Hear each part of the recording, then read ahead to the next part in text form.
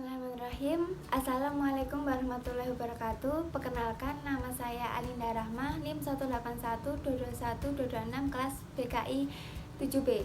Pada video kali ini saya akan menyampaikan pemaparan terkait dengan laporan praktikum simulasi rehabilitasi sosial terhadap anak penderita trauma psikologis korban kekerasan dari orang tua.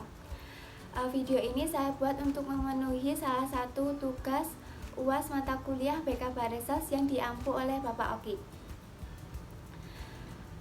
Anak pada dasarnya adalah salah satu anugerah terbesar yang diberikan Tuhan kepada setiap pasangan yang sudah menikah. Tapi mirisnya, pada masa sekarang ini banyak anak yang menjadi korban kekerasan yang pelakunya adalah orang tua mereka sendiri.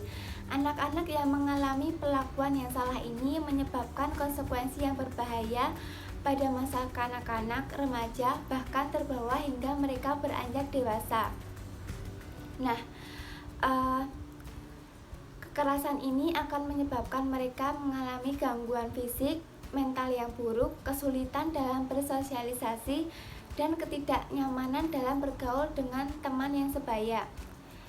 Kekerasan anak sebagai tindakan dalam mencelakakan kesehatan dan kesejahteraan anak yang dilakukan oleh orang yang seharusnya bertanggung jawab terhadap kesehatan dan kesejahteraan anak tersebut. Anak yang mendapatkan perlakuan salah dilihat dari segi konsep diri akan merasa dirinya jelek, tidak dicintai, tidak dikehendaki, muram, dan tidak bahagia. Akibatnya, anak tersebut akan mengalami perasaan kegagalan dan pesimisme tentang masa depan mereka. Kekerasan pada anak juga akan menyebabkan trauma psikologis sampai anak itu tumbuh dewasa. Trauma psikologis sendiri dapat diartikan sebagai tekanan emosional karena kejadian tidak menyenangkan atau pengalaman yang berkaitan dengan kekerasan. Suatu kejadian dapat disebut trauma psikologis apabila menimbulkan stres ekstrim dan melebihi kemampuan individu untuk mengatasinya. Nah, tujuan dari penelitian ini sendiri adalah untuk mengetahui kegiatan rehabilitasi sosial terhadap anak penderita trauma psikologis akibat kekerasan dari orang tuanya. Diharapkan dengan adanya penelitian ini dapat memberikan pengetahuan baru mengenai penanganan rehabilitasi sosial pada anak sehingga korban kekerasan tersebut dapat menjalankan kembali fungsi-fungsinya atau perannya di tengah-tengah masyarakat. Penelitian ini merupakan penelitian yang menggunakan pendekatan kualitatif yang mengamati suatu fenomena sosial yang menekankan sifat realitas yang terbangun secara sosial. Kemudian, metode pengumpulan datanya menggunakan teknik wawancara, yaitu kegiatan tanya jawab untuk mengumpulkan informasi, observasi atau pengamatan secara langsung, dan tinjauan pustaka dari sumber-sumber tertulis. Kemudian dalam penelitian ini subjeknya adalah seorang anak berusia 13 tahun yang duduk di bangku sekolah kelas 6 SD di salah satu sekolah di Kecamatan Juwiring, Kabupaten Klaten. Anak ini bernama Bima Sakti. Pada masa kecilnya, ia duduk di bangku kelas 1 SD. Ia sering melihat ibunya bertengkar dengan si ayah. Tidak hanya itu, si anak juga mengalami kekerasan yang dilakukan oleh ayahnya sendiri. Menurut keterangan dari ibu korban, Bima sering mendapat kekerasan dari ayahnya ketika ia pulang terlambat saat bermain atau ketika Bima melakukan kesalahan sekecil apapun. Bima juga pernah beberapa kali dikunci di kamar mandi. Bima sering mendapatkan tekanan batin karena sering dimarahi oleh ayahnya. Hingga suatu hari si ayah tersebut meninggalkan Bima dan ibunya di rumah dan tidak pernah kembali sampai sekarang ini. Sejak saat itu, si ibu dan anak menjadi seorang single parent. Nah, kemudian Bima juga pernah mendapat bulian dari teman-temannya karena dianggap tidak mempunyai ayah. Hal ini juga menjadi penyebab Bima menjadi anak yang kurang mampu bersosialisasi dengan lingkungan di sekitarnya. Nah, kekerasan yang dialami Bima ketika ia masih kecil yang dilakukan oleh ayahnya sendiri menyebabkan ia sering tiba-tiba mengalami ketakutan dan kecemasan yang berlebihan apabila ia teringat dengan peristiwa buruk yang dialaminya. Menurut cerita dari Ibu Bima, sejak peristiwa tersebut, anaknya menjadi pendiam dan takut apabila bertemu dengan laki-laki dewasa yang seusia dengan ayahnya, karena pasti ingat dengan kejadian buruk tersebut. Bima juga sering mengalami gangguan tidur seperti mimpi buruk. Selain itu, Bima juga mengalami kesulitan dalam memahami pembelajaran di sekolah. Ibu Bima merasa takut apabila yang terjadi pada si anak terbawa hingga ia dewasa. Beliau ingin anaknya dapat hidup normal seperti anak usia sebayanya. Pada saat saya melakukan kegiatan wawancara dengan anak penderita trauma psikologis tersebut, si anak sedikit susah untuk diajak berbagi cerita. Ia selalu merasa takut dan gugup apabila ditanyai terkait dengan kejadian buruk di masa lalunya tersebut. Si anak lebih banyak diam. Saya lebih banyak mendapatkan informasi dari ibu korban yang menceritakan bagaimana perlakuan buruk ayah Bima ketika ia masih kecil. Ibu Bima bercerita bahwa ia pernah mencoba mengajak Bima untuk ke psikolog, tetapi anak itu justru ketakutan.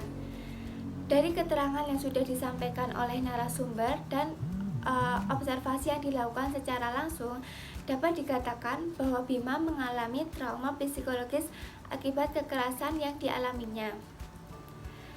Sejumlah gejala yang dialami Bima menandakan bahwa ia mengalami traumatis. Beberapa gejala yang umum adalah mempunyai kenangan menyakitkan yang tidak mudah dilupakan, mimpi buruk yang berulang, dan sering mengalami mimpi buruk.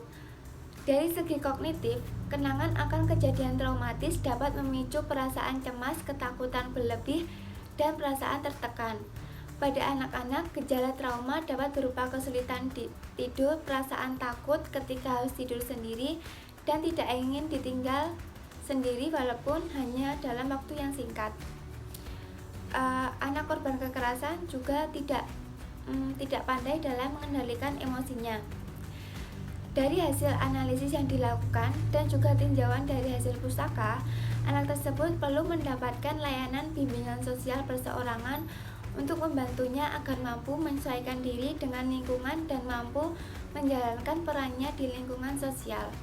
Untuk itu diperlukan pendamping sosial yang membantu klien yang bermasalah yang dilakukan melalui suatu proses, di mana pendampingan ini tidak hanya mendampingi anak dalam memberi bantuan, tetapi juga harus mempelajari secara mendalam masalah yang menjadi penyebab trauma psikologis pada si anak agar kelak trauma tersebut tidak muncul lagi di kemudian hari.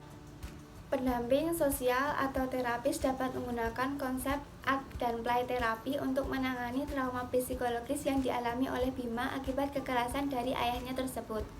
Konsep ini merupakan teknik yang sistematis dari model teoritis untuk membangun sebuah proses interpersonal, di mana terapis bermain menggunakan kekuatan terapi dari permainan menggunakan seni seperti gambar dan proses-proses yang kreatif untuk membantu korban mencegah atau menyelesaikan psikososial dan meraih pertumbuhan dan perkembangan yang optimal. Art dan play terapi ini merupakan bentuk penanganan yang populer untuk anak yang mengalami kekerasan di rumah. Penanganan kepada anak korban kekerasan harus menggunakan kegiatan yang positif, melibatkan pengalaman sensoris dan sesuai dengan tumbuh kembang si anak. Tahapan pertama adalah dengan menumbuhkan rasa aman kepada korban. Dalam tahap ini, pendamping sosial berusaha untuk menekankan kepercayaan dan rasa aman kepada Bima.